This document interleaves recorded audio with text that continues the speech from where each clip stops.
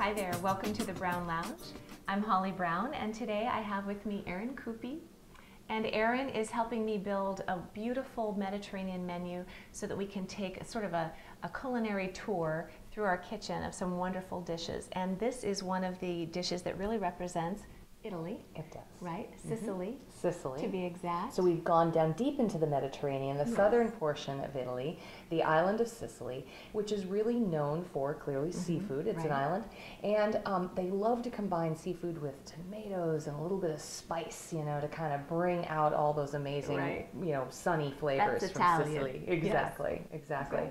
So this dish does just that. Combines some wonderful calamari with some really delicious ripe Italian San Marzano tomatoes. I love those. And these are really worth sourcing because they are actually harvested ripe.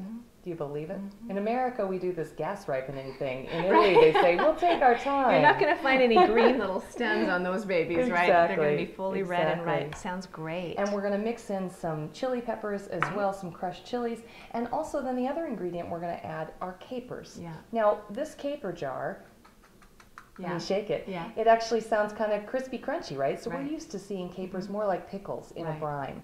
In this case, these are packed in salt. This is more the Italian style of preparing a caper. It preserves in the same way that the brine does. Very simple to use. You just, when you decide how much you want, take them out and rinse them off before you're going to use them. The benefit here is that the caper keeps a little bit of crispness. And so it has that nice acidity and the crispness. And get a nice texture. Absolutely. You could substitute in the brine ones if you can't find the ones that are packed in salt, though, as well. That sounds great. I can't wait. So we're going to show you how to prep this dish. It's a very fast prep and then a very fast cook. So you can do it as part of a dinner party. You pretty much can do it in front of your guests and just kind of serve it almost like a tapa, right? Absolutely. Right. So stick around. We're going to show you how to make it. So what we want to do is we just want to get all of the prep steps out of the way so that when our guests arrive, dishes like this can be served quickly. This is a nice dish, not only in terms of its quick prep, but it's a quick saute. Absolutely. And then you can just serve it right there. So what do we do to prep this step?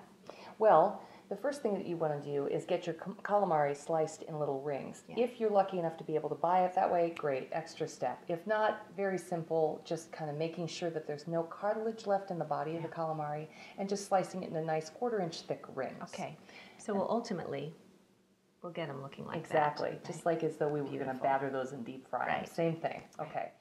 Okay, so in step one, really, it's just about prepping the ingredients, right? Absolutely. So Erin's just chopping the tomatoes. We're going to juice the lemons. You've already rinsed the capers, right? And then all of these ingredients will be just ready to go. So exactly. I like to get my ingredients ready to go before my dinner party starts because then I can just focus on my guests. And I'm ready to go with this. All I'll have to do is just basically dump it together and it's ready. That sounds great.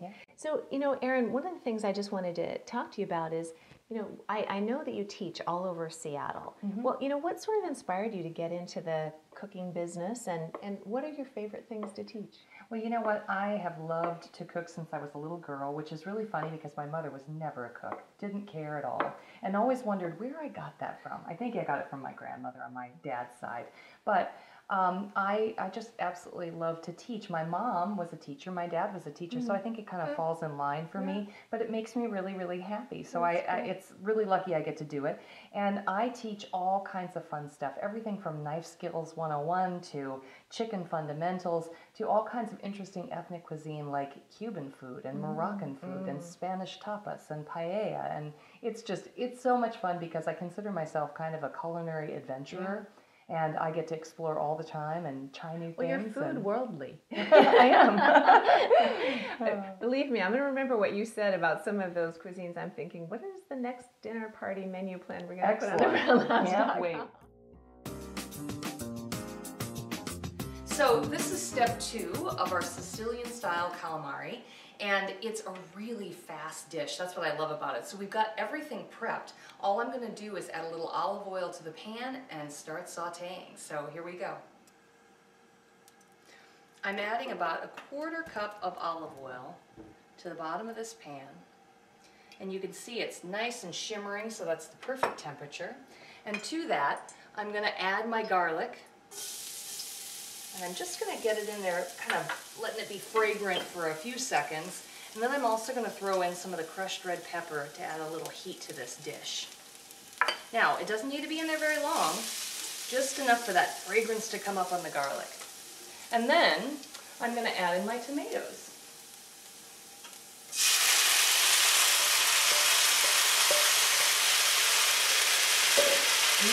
Sizzle.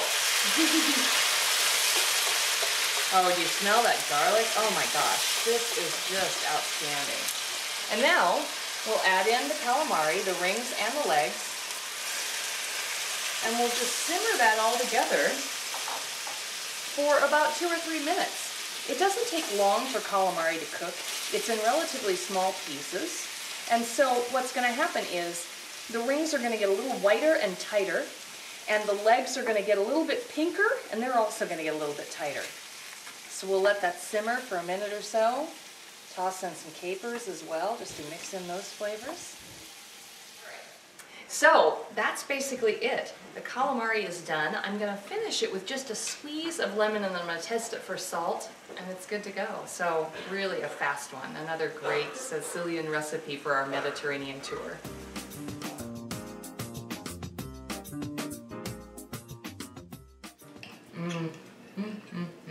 This is so pretty. Beautiful. Orange colors are gorgeous. Oh, I am so excited about And the tasty too. And you know, one thing that I actually learned about squid is that all squid is frozen. Really? Yeah. So even if you're looking at it in the case, Right. and it looks fresh, it's really frozen fresh. So anytime you can get frozen squid, which is easier to buy, Right. don't be afraid to buy frozen. That's good.